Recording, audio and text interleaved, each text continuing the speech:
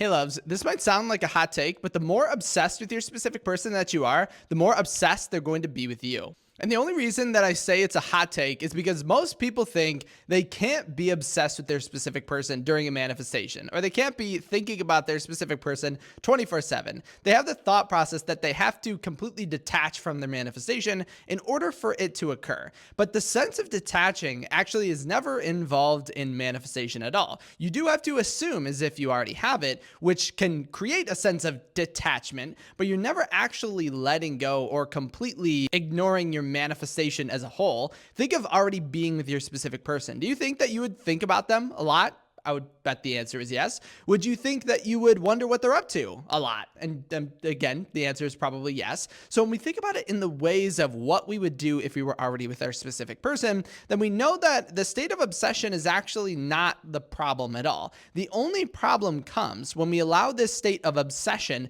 to get us into a state of desperateness. Because in the short answer, obsession is not going to actually mess up your manifestation, but in the long answer, I would actually say it helps it out a lot. And I'll explain both. So the reason why it doesn't mess up your manifestation is just what I mentioned, that you're going to be thinking and doing these things when you're already with your specific person. So if all we have to do is assume as if we're with our specific person, then that is not going to mess up your manifestation at all. But the reason that I would say it's going to help your manifestation is because manifestation is all about making a decision. So in other videos, I talked about the state or term of decision is actually being from, it's like Latin for to cut off. So when we're making this decision, we're basically deciding to be a current state or a specific person or have something in our reality. We're basically assuming as if when we make that decision, and every moment of every day, you're making a decision to be something. And so right now, you're either, in essence, making a decision to be with your specific person or to not be with your specific person. But here's where a state of obsession in a positive way can actually help us out. So if we were to ask ourselves, what causes us to make a decision, then we realize it's a sense of conviction. But what causes a sense of conviction? And you would say a sense of massive passion, right? And what actually is related to a state of obsession? And you would say a massive state of passion. But I can actually give you a few examples that help this make sense. So what causes someone to stop a bad habit? Let's say someone is smoking every single day of their life, but then they decide to quit. What makes that permanent? And you would say, well, it's a decision that they made. They just decided to be in a different state. But then you would say again, what caused that decision? And you would say a sense of conviction. But what causes a sense of conviction? And it could be something really emotionally charged. So maybe this person found out that it was damaging their body in a way that they didn't like, right? That's a sense of conviction. Maybe they were thinking that they wouldn't be able to see their daughter or their son's wedding if they continued with this bad habit, right? That's another sense of conviction, right? That leads them to make that decision.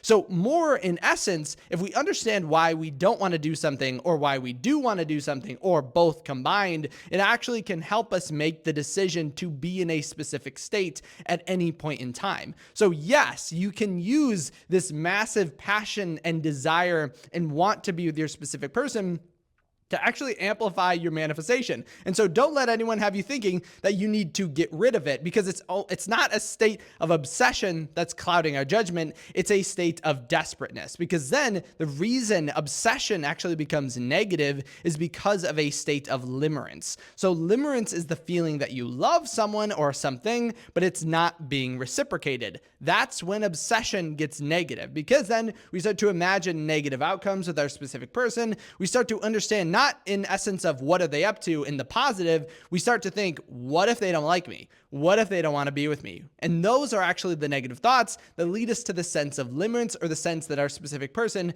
could possibly not want to be with you, which again, you've hopefully seen my videos before. If this is your first time seeing it, I'll remind you again, your specific person wants to be with you. The more obsessed with you or of them that you are, the more they're going to be obsessed with you. So it's this crazy reality in which everything just reflects you. That's just law of assumption. And so there is nothing actually stopping you from being with your specific person except yourself. But it can be these thoughts in the background that we have that start to mess up our passion and have it work against us rather than for us. us. So think again back to that idea of thinking that your specific person doesn't want to be with you, right? That's actually a sense, or the problem with that is something called object permanence, which usually is something that like children have or infants have. So object permanence is the idea that if something isn't in your visual surroundings, it doesn't exist, right? That's what object permanence states. But then we can see how this actually we accidentally are keeping it from childhood, and this relates to manifestation. So things are always moving behind the scenes, right? Things are changing,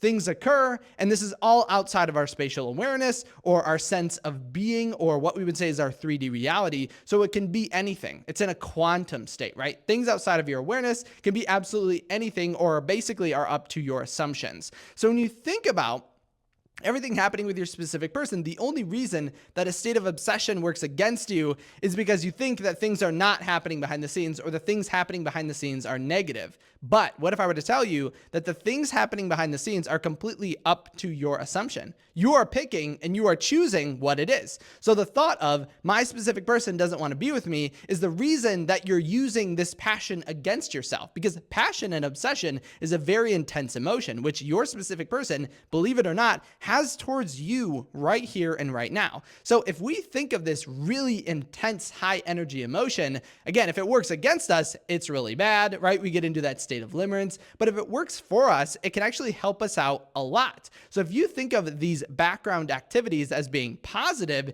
you'll see all of this obsession or this really high passion start to work out in your favor, because then it can fuel a conviction to change your sense of self. It can fuel the conviction to be something else, right? Neville Goddard mentions that we have to die completely to our old self in order to be reborn as a new version, or this idea that we can't serve two masters. So you can't be both single and in a relationship with your specific person at the same time. You are constantly either supporting one or supporting the other. So if we allow this passion of being with our specific person to fuel the positive, then you will see yourself manifest so much faster. And you will see that affirmation that the more obsessed with your specific person that you are, the more they are obsessed with you. You're going to start to live that in your reality. Because if you know why you want to be with your specific person, then it's never a question of what to think during the day, right? If you know exactly why you want to be with your specific person, then of course you're going to be constantly and continuously choosing positive, happy, abundant thoughts. You're always going to choose the action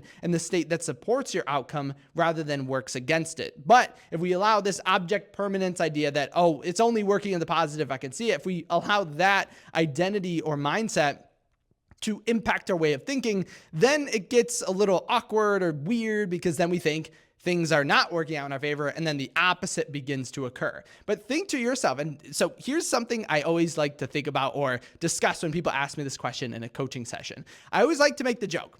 You must not care about your specific person that much if you're not actually doing the things that you know would bring them into your reality, which is thinking and assuming and being the individual that already has them, right? We know for a fact that works.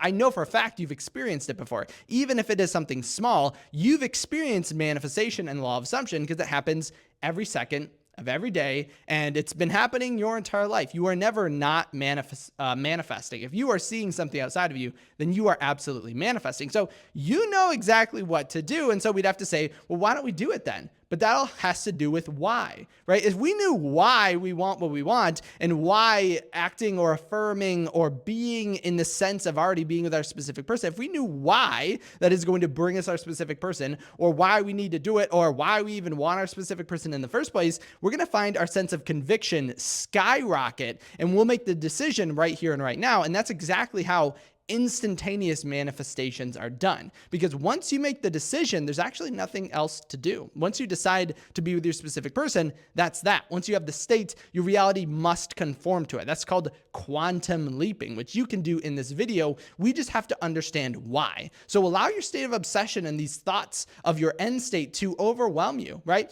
Don't allow it to be turn into a desperate action or a desperate state, because then whenever you feel that way, just connect it to this idea that what do you believe is happening behind the scenes, and you realize if you're in a desperate state, it's always going to be a negative action or a negative thought. So switch that up, think something positive. I know it's easier said than done, but that's how we can actually use obsession in our favor, because again, you want to be obsessed with your specific person, right? In your end state, do you want a marriage that's boring or lacking, or you're not obsessed with each other? And you would say, well, absolutely not. So be obsessed with your specific person. There's no problem with that. It can actually fuel your decision to be in your end state and actually manifest in the quickest way possible. So I know this is kind of like a ramble, but I just wanted to make some sort of video today because I was thinking about this idea. I got asked it in a coaching session recently, and I thought it would make a perfect video. So if you did have any questions on this at all, make sure to comment them in the comment section below. Remember, you can also reach out to me on my website at kyleaugustcoaching.com. And if you know for a fact that your specific person is obsessing over you, leave a thumbs up on this video, because I know it sounds very simple and very easy, but I can actually introduce or create a further sense of conviction